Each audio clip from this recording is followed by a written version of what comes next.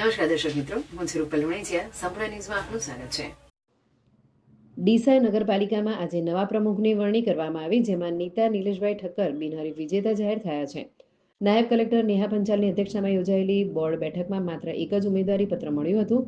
ભાજપ શાસિત ડીસા નગરપાલિકામાં છેલ્લા કેટલાક સમયથી પક્ષના બે જૂથો વચ્ચે ચાલી રહેલી આંતરિક ખેંચતાણના કારણે પૂર્વ પ્રમુખ સંગીતાબેન દવેએ રાજીનામું આપવાની ફરજ પડી હતી.